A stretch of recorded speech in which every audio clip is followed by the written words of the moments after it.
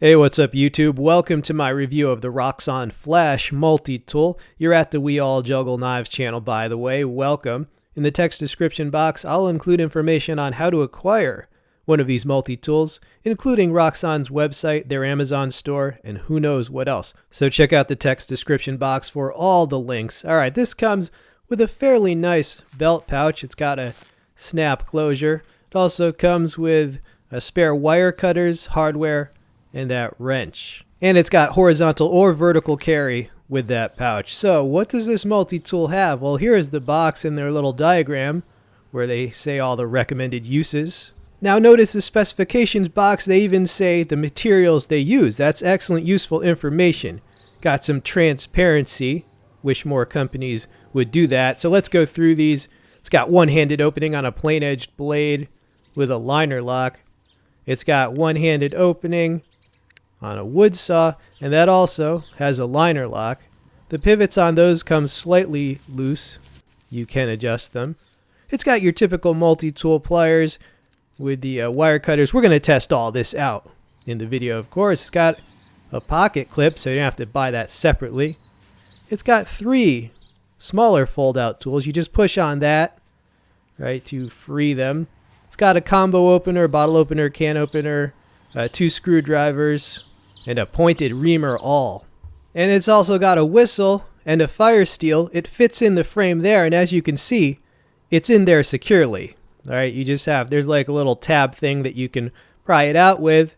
The fire steel unscrews from the whistle, which is also the case of the fire steel. Interesting. I've already tested that out, as you can see. Let's roll in that footage right now. And I did use my homemade tinder, little tinder puffs you see there to assist. And I am using, there's a fire steel. It's small, you know, it has to fit inside the handle, but could be handy as a backup or in an emergency. I am using the back of the saw as the striker because it comes well sharp enough to generate sparks. And as you can see, my little Q-tip made tinder puffs work pretty well. So this is an outdoor-oriented multi-tool. All right, oh, who's that guy? Yeah, that's my assistant that I pay to be in all my videos. You know, he's done so well over the years. We should give him a raise now. So this is an outdoor-oriented multi-tool. Like I mean, that's cool. I like the bushcraft, and I like to see companies trying to get their share. So like with all of these fire steels that fit in a multi-tool, they inherently have to be small, right? So I think they're fine if used as a backup or for an emergency fire steel. Alright, here are a variety of materials. Got some paracord there. Knife blade does make short work of it. I did have to touch up the knife blade slightly. It was slightly rough out of the box, but with no more than a minute of touch up, it's pretty sharp now. So that is nylon strap material, kind of simulating a seat belt. I almost punched the camera. I almost rabbit punched the camera in its camera face. No. But it does pretty well on that. You know, it's not even serrated. Usually you'd use a serrated blade. Cut through the seat belt. All right. The wire cutters. Here are some soft wire.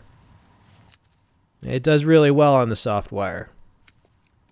And the wire cutters have some good length to them. So we're going to have some tougher wire later, of course, but while we're here on the pliers, here's the gripping function, snapping off that blade. All right, here it is on the thicker wire. Now, some of my subscribers have to cut this stuff on the job. They want to see how it does. Well, here you go. And like I said, these have some length to the cutters. So, yeah, the cutters work well. Now, the pliers themselves, that's as wide as they open. I got those other multi-tools there for comparison. We have a Super Tool 300 and a Gerber Diesel. Those are all opened as wide as they go. So you can see the Roxon, the pliers don't necessarily open that wide. All right, this is like, that's a piece from my bottle cutting stand, but just to show you like the size of something that they can get around and that they can turn. There you go. You know. My cutting stand is actually a Christmas tree holder. All right.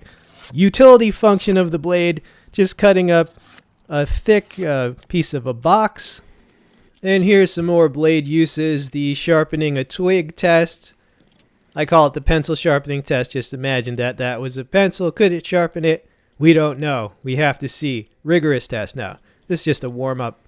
Well, I did speed up this footage a little bit because, you know, whittling takes a long time. You start thinking about your life and all the places, times that you went wrong. No, I'm just kidding. No, you think about your victories, your achievements, like making a freaking sharp twig. All right, so it passes the pencil sharpening test. Here it is adding another notch to the stick of notch practicing, sometimes called a tri-stick in the bushcraft, but mine is not a tri-stick. Mine is a do-stick. There is no try. All right, it added a notch. Here it is harvesting some birch bark, which you can use to start or to enhance your fires. Here it is peeling an apple. I've gotten a little better at peeling apples just from being on YouTube. Yes, that weak, soft, yuppie experience of peeling an apple. Now, do I have to bash that troll again who didn't like apple peeling? Like, what the hell, dude? You know, I think the apple is a symbol of all your fears in life. Now, all right, so there's the apple. All right, so there's my sharp maker. So as I said, I did have to touch this up for no more than 1 minute, like 30 passes per side on the sharp maker. It came slightly rough out of the box. So let's see how I did.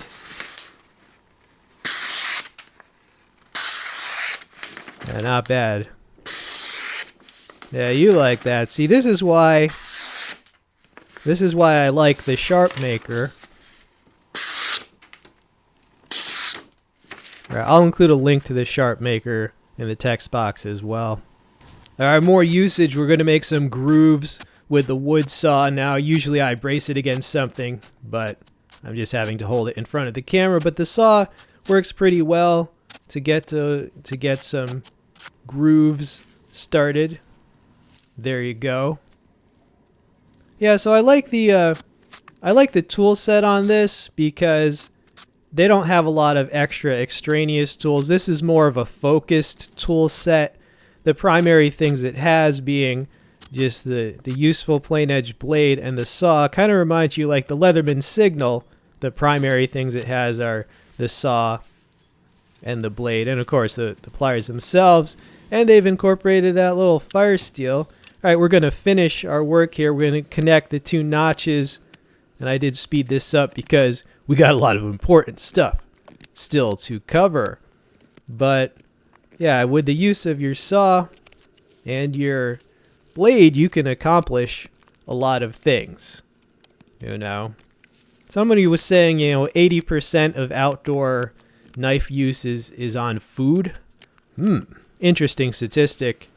Well, 80% of outdoor knife use on YouTube is on wood. But yeah, I mean, food, hey, we all love food. So I don't know what the real percentages are. But there you go with my a wide notch, right, with nothing but the multi-tool. All right, so the saw worked pretty well. Here's the very pointed reamer, which is a hand drill, a tool to puncture or widen holes. It has a sewing eye there as well. It can also be used as an awl. An awl is a leather punch, and then the sewing eye, like you can make fucking survival mittens out of a beaver pelt or something. I don't know. All right, I did speed it up because drilling stuff by hand really tells you why we invented power tools now. All right, if you had to drill let's say a lanyard hole in the replacement handle of like a tomahawk, this would do well. You can also just drill divots. Now I drilled 2 divots and then connected them to make the hole.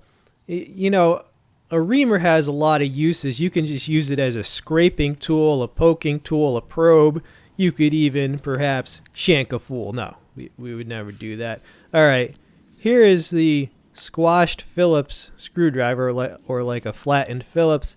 I gotta say, this thing locks, and that driver has some good reach to it, a lot more than we're used to with multi-tools. Well, that is my Kershaw Camp 12 machete, by the way. So yeah, as you can see, it can unscrew and screw. A screw like that is plenty of screwing. Alright, so there you go with a screwdriver. Here is the double opener tool, and the most important part of any endeavor really is just the alcohol. Alright, here's the bottle opening function. Ah yes, this bud's for you. And the can opener. Now I am left-handed, but since you're probably right-handed, here it is me trying to use my offhand, but I'm just going to pierce it once to show you. Yeah, it's very sharp. Easily can pierce a can. All right, here is the whistle. Now I turned up the volume to normal background level.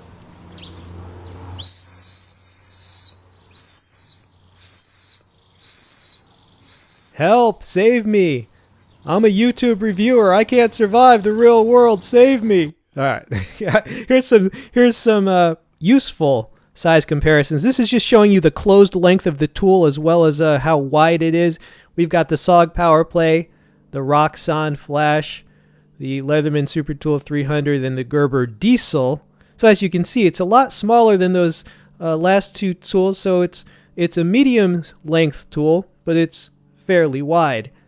Here's another comparison. People ask, like, what is your overall impression, like the build quality of this multi-tool? Well, to me, it reminds me most of this SOG Power Play. Very similar. Like you can see, the switches look similar. Even the finish looks similar. So roughly around the build quality of that, $40 to $50 SOG there.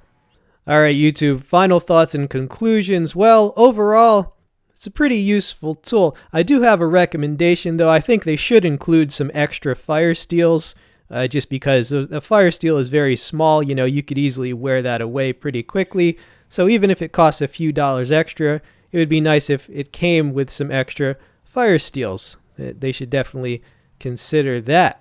Well, all right, YouTube, I hope you enjoyed this video. Check out the text description box for all the goodies. All right, and please use those links. They do help the channel, and I really appreciate it. If you like videos like this where people actually demonstrate the tool doing a lot of stuff and tell you about it, feel free to subscribe if you have not already done so. All right, this has been We All Juggle Knives. I'm out.